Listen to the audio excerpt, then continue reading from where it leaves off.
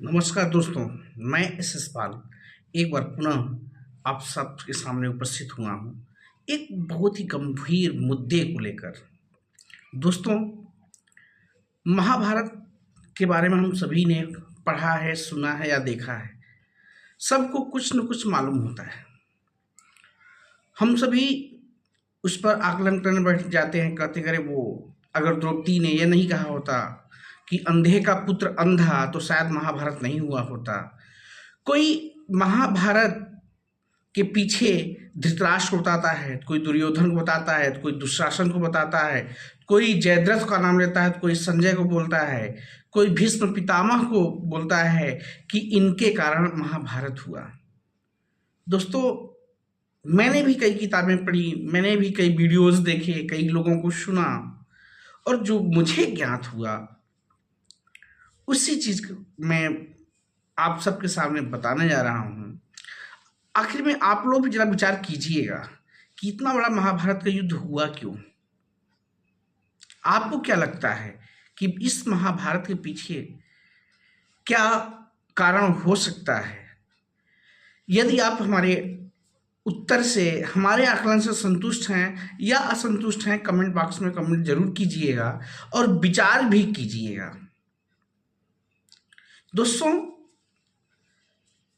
मुझे पर्सनली जो लगता है, इस पूरे महाभारत के पीछे सिर्फ एक कारण था। वो क्या? एक अयोग्य शासक।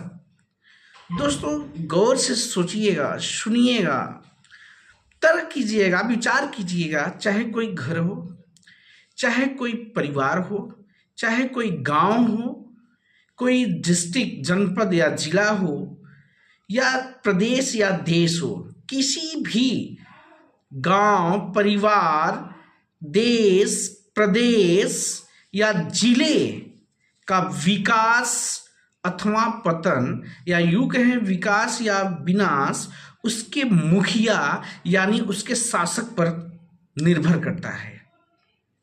आप कहेंगे एक अयोग्य शासक कैसे? आज के परिप्रेक्ष्य में आज का सबसे फेवरेट गेम लोगों का क्या है? क्रिकेट है। अगर एक अंधे व्यक्ति को क्रिकेट की अंपायरिंग, जो मैदान में अंपायर होता है, रेफरी होता है, जो निर्णय देता है कि बैट्समैन आउट है या नहीं आउट है, अगर किसी एक अंधे व्यक्ति को वहां खड़ा कर दिया जाए तो क्या वो निर्णय कर पाएगा? जी हाँ दोस्तों, यही है असली वजह, महाभारत की असली वजह, एक अयोग्य शासक। हमारे आसपास ही देख लीजिए, ज्यादा दूर मत जाइए, आप अपने घर को ले लीजिए, अपने परिवार को ले लीजिए, अपने पड़ोस को ले लीजिए, अपने गांव को ले लीजिए, अपने प्रदेश को ले लीजिए, अपने देश को ले लीजिए। अगर आपके परिवार, गांव, देश, प्रदेश का मुखिया अयोग्य होगा, यानी शासक अयोग्य होगा, तो उस कुल, खानदान, परिवार, गांव, प्रदेश, देश, किसी की भी बात करें, तरक्की नहीं हो सकती। आज के परिवेश में ताजा उदाहरण आप यूक्रेन को ले लीजिए, यूक्रेन देश को।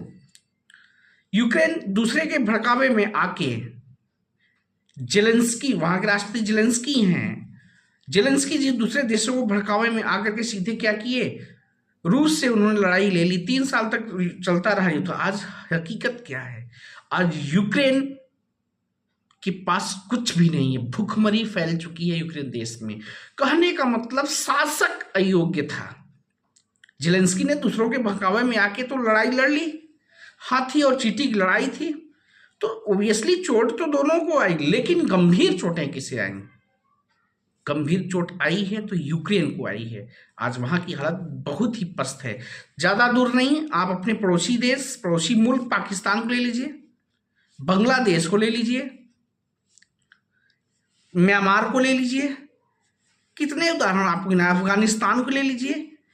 हम नहीं कहते कि हमारा भारत देश बहुत ज्यादा तरक्की कर चुका है, लेकिन इन पड़ोसी देशों के कंपैरिजन में हम कहीं ना कहीं बहुत आगे हैं। तो क्यों पाकिस्तान भी तो हमसे ही अलग हुआ? कहें तो हमारा छोटा भाई है, उसका विकास क्यों नहीं हुआ? क्यों? क्योंकि उसे कभी योग्य शासक मिले ही नहीं।